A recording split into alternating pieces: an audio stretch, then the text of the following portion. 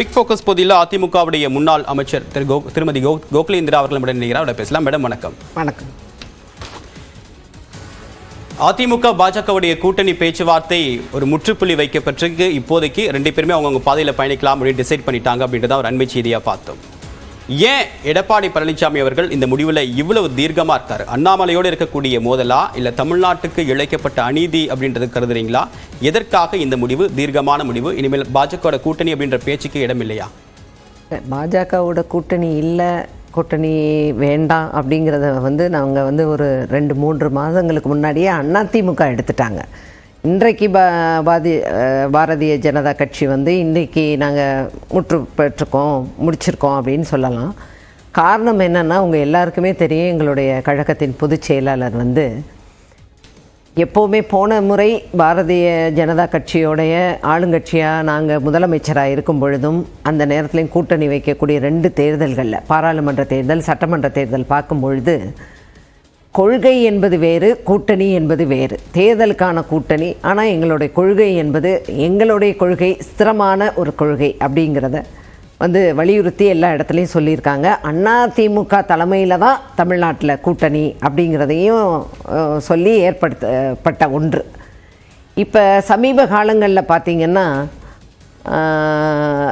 எங்களுடைய கொள்கை, எங்களுடைய கட்சி பேரை புரட்சி தலைவர் ஆரம்பித்த அந்த நேரத்தில் அண்ணா திராவிட அனைத்துலக அப்படிங்கிறதுல அண்ணா திராவிட முன்னேற்றக் கழகம், பேரறிஞர் பெருந்தகை அண்ணா பெயரை வைத்த அந்த ஒரு கட்சி. அண்ணா அவர்களை பற்றிய தேவையில்லாத, எப்போவோ நடக்காத ஒரு சம்பவம், முழுமையாக அறியப்படாத ஒரு சம்பவத்தை பற்றியும், அண்ணாவை பற்றி விமர்சனத்தை தமிழக பாரதிய ஜனதா கட்சியின் தலைவர் சொன்னது. அப்போது நாங்கள் எல்லாருமே அதிமுக சார்பாக அதற்கு மறுப்பும் கண்டனமும் தெரிவிக்கும் பொழுது கூட தேசிய அளவில் உள்ள தலைவர்கள் யாருமே அதை ஒரு பொருட்டாக எடுத்துக்கல. அதே மாதிரி புரட்சி தலைவி அம்மா அவர்களை பற்றி பாரதிய ஜனதா தமிழ்நாடு தலைவர் பேசும்போது, அதாவது அவங்க எங்கள் அம்மா, எங்கள் மனைவியை விட அவங்கள விட பவர்ஃபுல் அப்படிங்கிறது ஒரு மாதிரியான விமர்சனங்கள். அப்போவும் நாங்கள் மறுப்பு தெரிவிக்கும் பொழுதும் டெல்லியிலிருந்தோ தேசிய தலைவர்கள் எந்த விதமான கருத்துக்களும் சொல்லலை, மறுப்பும் சொல்லலை. அதே மாதிரி அனைத்து இந்திய அண்ணா திராவிட முன்னேற்ற கழகம் பொதுச் செயலாளராக அவங்க பல்வேறு பிரச்சனைகளுக்கெல்லாம் முடித்து அண்ணன் இபிஎஸ் அவர்கள் அந்த பதவியை எடுத்து முதலாக மதுரையில் ஒரு மாநாடு நடத்தும் பொழுது, எங்கள் கட்சி, எங்கள் மாநாடு, மிக திரளாக வந்த ஒரு கூட்டம், அது கட்சியின் எழுச்சிக்கான ஒரு பெரிய மாநாடு. அதை பாரதிய ஜனதா கட்சியின் தலைவர் தேவையில்லாமல் காசு கொடுத்து கூட்டப்பட்ட கூட்டம் அப்படின்னு வரும்பொழுது தொண்டர்கள் என்ன நினைப்பாங்க? ஒரு தலைமை எப்பொழுதும் கொள்கையும் தொண்டர்களின் விருப்பப்படி நடக்க வேண்டும் என்ற ஒரு மனநிலை தான் தொண்டர்களுக்கு இருந்தது. அந்த தொண்டர்களின் மனநிலையில் தான் செயற்குழுவில் முடிவு பண்ணும்போது யாருமே பாரதிய ஜனதா கட்சியோட கூட்டணி வைக்க வேண்டாம், கூட்டணி தேவையில்லை, வேண்டாம், நம்ம கொள்கைப்படி நம்ம இப்போ 2 கோடிக்கு மேலே உள்ள தொண்டர்களை புதிய உறுப்பினர்கள் உருவாக்கப்பட்டு விட்டன, அந்த தொண்டர்களுடைய மனநிலைப்படி தான் கட்சி நடைபெற வேண்டும் என்ற விருப்பத்தின்படி தான் பொதுச் செயலாளர் அந்த முடிவெடுத்தாங்க. இப்போ முழுக்க அண்ணாமலையுடைய விமர்சனம் தான் காரணம். தேசிய தலைமையோடோ அல்லது அந்த கட்சி கடந்த காலங்களில் எடுத்த கொள்கை முடிவோடு உங்களுக்கு எந்த விதமான முரணும் கிடையாது அப்படின்னு எடுத்துக்கலாமா? முரண்பாடு அப்படிங்கிறத விட நிறைய வருத்தங்கள். ஒரு கட்சி தலைமை அவங்க எங்களோட கூட்டணியில் இருந்தாங்க, அண்ணா திராவிட முன்னேற்ற கழக தலைமையில் தான் இருந்தோம். எங்களுடைய பொதுச் செயலாளர் மிக தெளிவாக எங்கள் கிட்ட பிரைம் மினிஸ்டர் கேண்டிடேட் இல்லை, அப்போ கூட்டணின்னு ஒரு நிலைப்பாடு எடுக்கும் பொழுது அந்த அளவுக்கு அவங்களோட இணக்கமான ஒரு சூழ்நிலைகளில் போகணும்னு நினைக்கும் பொழுது இவங்க இந்த வேல்யூ ஆஃப் த ப்ராடக்ட், ஒரு வேல்யூ ஆஃப் த திங், நம்ம ஹோல்டிங் த ஒரு திங் இதை கையில் வச்சுருக்கும் பொழுது எங்கள் வேல்யூவே தெரியாமல் ஒரு தட்டு நிறைய 2,10,00,000 தொண்டர்களை வச்சு உருவாக்கப்பட்ட ஒரு மாபெரும் கட்சியை இவங்க இந்த மாதிரியும் அந்த கொள்கைகளை பற்றியும் அதனுடைய முன்னாள் உள்ள தலைவர்களை பற்றி பேசும் பொழுது அதை எப்படி கேட்டுட்ருக்க முடியும்? ஏன் அப்போ தேசிய தலைவர்கள் அப்போ ஏன் அதை தலையிட்டு அதை மாநில தலைவரை கண்டிச்சிருக்கணும், இல்லை அவங்க ஒரு வருத்தம் தெரிவிச்சிருக்கணும்? எல்லாரும் தலைவர்கள், போற்றக்கூடிய தலைவர்களாக இருந்தவர் பேரறிஞர் பெருந்தகை அண்ணாவுடைய உரையை அப்போ இருந்த முன்னாள் முதல் பாரத பிரதமர், அதுக்கப்புறமா உள்ள அவர் ஜவஹர்லால் நேரு, அவங்க அம்மா இந்திரா காந்தி அம்மா, இந்த மாதிரி எல்லோருமே பாராட்ட பெற்ற அப்படிப்பட்ட ஒரு தலைவரை பற்றி கட்சி தொண்டர்களுக்கு ஒரு அதிருப்தி இருக்குன்னு சொல்லியிருக்கீங்க. என்டிஏ கூட்டணி தலைவர்கள் சந்திப்பின் போது பிரதமர் நரேந்திர மோடி பக்கத்தில் நின்றவர் தான் எடப்பாடி பழனிசாமி அவர்கள். அவருடைய கருத்துக்கும் பாஜக செவிசாய்க்கவில்லையா? இல்ல அந்த சம்பவத்துக்கு பின்னாடி தான் இவங்க என்ன நினச்சிட்டாங்கன்னா, தலைவர்களை எப்படி வேணால் விமர்சனம் பண்ணலாம், என்ன வேணால் விமர்சனம் பண்ணலாம் அப்படின்னா எந்த தொண்டனும் அதை ஏற்றுக்க மாட்டாங்க. எந்த தொண்டர்களும் அதை ஏற்றுக்கொள்ள மாட்டார்கள். கொள்கைக்கு மாறாக ஒரு தலைவர் நடந்தால் நிச்சயமாக தொண்டர்கள் அதை ஏற்றுக்கொள்ள மாட்டார்கள். தலைவராக அந்த கட்சிக்கு யாருமே நீடிக்க முடியாது. இப்போ எங்களை பொறுத்த வரைக்கும் தலைவர் இல்லை, பொதுச் செயலாளர் தான் பிரைம் போஸ்ட். அதனால் உங்களுக்கு தொண்டர்களுடைய விருப்பப்படி தானே நம்ம நடக்க முடியுமே தவிர, அந்த மனநிலை பொறுத்து தானே நம்ம நடக்கணுமே தவிர, அதற்கு மாறாக அப்படிங்கிறது, அதாவது தலைமை எடுக்கக்கூடிய முடிவுக்கு தொண்டர்கள் இரண்டாம் கட்ட தலைவர்கள்லாம் கட்டுப்பட்டவங்க தான். ஆனால் தலைவர் தலைமை பொறுப்பில் உள்ள பொதுச் செயலாளர் தொண்டர்களின் மனநிலையை பிரதிபலிக்கக்கூடியவராக இருக்க வேண்டும். அதை தான் அண்ணன் இபிஎஸ் அவர்கள் இன்றைக்கு அந்த ஒரு கடந்த காலங்களில் முடிவெடுக்கப்பட்டது. அதிமுகவுடைய தொகுதி பங்கீட்டு குழு அமைக்கப்பட்டு கடந்த ஜனவரி மாதம் 22ஆம் தேதி அமைக்கப்பட்டது. இப்போ ஒரு மாதம் நிறைவடைஞ்சிருக்கு. இதுவரைக்கும் ஒரு கட்சிகள் கூட ஒரு பாசிட்டிவ் சமிக்கையை அதிமுகவை நோக்கி சொல்லலை. ஒரு அதிகாரப்பூர்வமாக ஒரு கூட்டணி பேச்சுவார்த்தையும் நடத்தலை. ஏன் இந்த பேச்சுவார்த்தை இதுவரைக்கும் தொடங்கலை? எந்த கட்சிகளும் வர மறுக்கிறாங்களா? எங்களுடைய பொதுச் செயலாளர் மிக தெளிவாக நேற்றைக்கு கூட மதுரையில் சொல்லிட்டாங்க, கூட்டணி நல்லபடியாக அமையும், தேசிய கட்சிகளோடு அதிமுக கூட்டணி இல்லை அப்படிங்கிறத மிக தெளிவாக சொல்லிட்டாங்க. பொறுத்திருந்து பாருங்கள் அப்படின்னு சொல்லிட்டாங்க.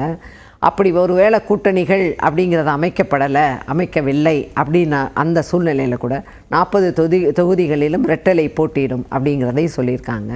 எல்லா வகையிலும் எல்லா விஷயத்தையும் உடனுக்குடனாக சொல்ல முடியாது. நேற்று கூடுதலாக மதுரையில் சொன்னாங்க, கவனிச்சிருப்பீங்கன்னு நினைக்கிறேன், திராவிட முன்னேற்ற கழகத்தோடு கூட்டணியில் இருக்கவங்க கூட சிலர் வெளியே வருவாங்க அப்படின்னு சொல்லியிருக்காங்க. அதனால் நீங்கள் பொறுத்திருந்து பாருங்கள். அவரை சாதாரணமாக, எங்களுடைய பொதுச் செயலாளரை சாதாரணமாக எடை போட்டுவிட வேண்டாம் என்பதை பலர் கருத்து தெரிவிப்பதையும் இப்போ பார்த்துருக்கோம். அதனால் அவர் ஆட்சி பொறுப்பேற்ற அம்மா மறைவிற்கு பின்பு 1 மாதத்தில் தான் முதலமைச்சராக இருப்பார், 2 மாதம்தான் இருப்பாருன்னு சொன்னதுக்கெல்லாம் எவ்வளவு சிறப்பான ஒரு ஆட்சியை வித்தவுட், அதாவது ஆன்டி இன்கம்பன்சி இல்லாமல் கொடுத்த அவர். அவருடைய நம்பிக்கை, எடப்பாடி பழனிசாமியுடைய நம்பிக்கை அப்படின்னு தொண்டர்களுக்கு உற்சாகம் அளிப்பதற்காக பேசப்படலாம். பட் ஃபேக்ட் என்ன அப்படின்னா, ஏற்கனவே இருந்த பாமக உங்க கூட்டணியில் தான் இருந்தாங்க, அவங்களே இப்போ வர தயங்குறாங்களே.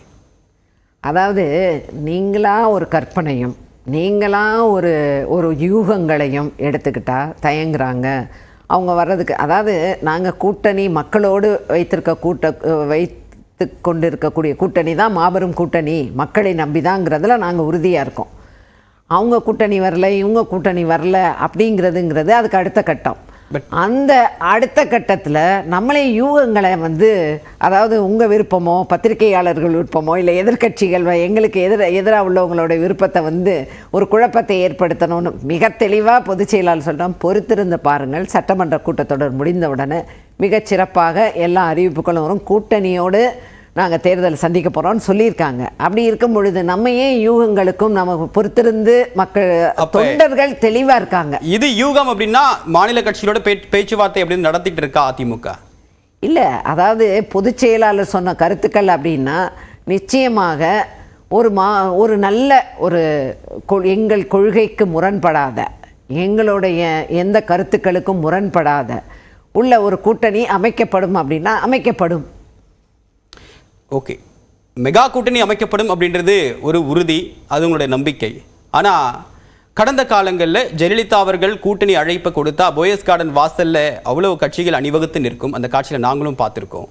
இப்போ அந்த அழைப்பு இன்னாரை தவிர்த்து எல்லாருக்குமே அழைப்பு இருக்குது அப்படின்னு சொல்லிட்டு ஓப்பன் அனௌன்ஸ்மெண்ட் சொன்ன பின்னாடியும் ஏன் தயங்குறாங்க? பாஜகவுடைய அழுத்தம் இருக்கா? எந்த கட்சிக்கு போகிறதுன்ற முடிவெடுக்கிறதுல அதிமுக ஈக்குவலாக பாஜக டஃப் தராங்களா?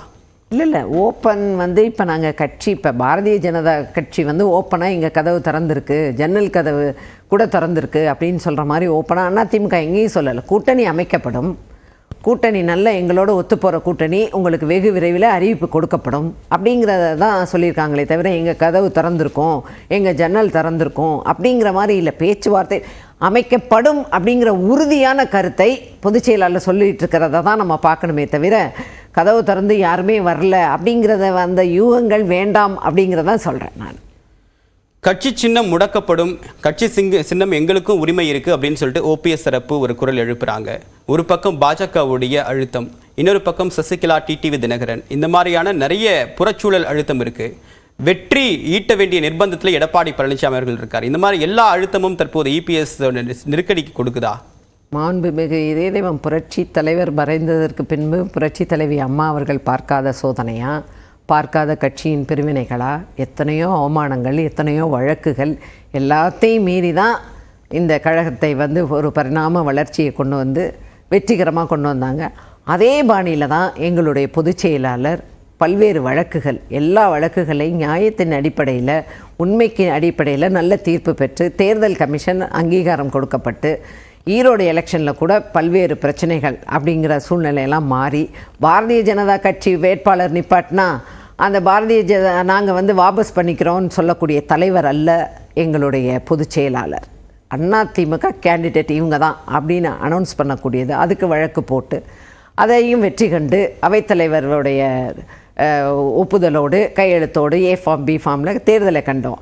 அதே மாதிரி நிச்சயமாக அதுக்கு பின்னாடி படிப்படியாக எல்லா வழக்குகளையும் நல்ல ஒரு வெற்றிகரமான ஒரு தீர்ப்பை பெற்று எலெக்ஷன் கமிஷனை அங்கீகாரம் பண்ணி அதுக்கப்புறம் செயற்குழு பொதுக்குழு நடத்தப்பட்டு எல்லாமே வெற்றிகரமாக முடிஞ்சிட்ருக்கும் பொழுது தன்னுடைய சுயநலத்திற்காக தன்னை அடையாளம் காட்டிய கட்சிக்கும் தன்னை அடையாளம் காட்டி பல்வேறு பதவிகளை அனுபவித்தவர்களும் இன்றைக்கு முடக்கப்படும் அப்படின்னு சொல்கிறதை எந்த தொண்டனும் ஏற்றுக்க மாட்டான். இன்னும் அவர்கள் பல்வேறு தண்டனைகளை பெறுவார்கள். நாங்கள் உறுதியோடு எங்கள் பொதுச் செயலாளரை நம்பி அவருடைய வெற்றி பாதையிலே நாங்கள் எல்லா தொண்டர்களும் பயணிக்கிறோம். இப்போ இருக்கக்கூடிய அரசியல் சூழல் தொடர்பாக உங்களுடைய ஆழமான பார்வை எங்களோட பயந்துக்கிட்டீங்க. உங்களுடைய வருகைக்கும் கருத்து பெயருக்கும் மிக்க நன்றி. நன்றி. திருமிகு கோகிலேந்திரா.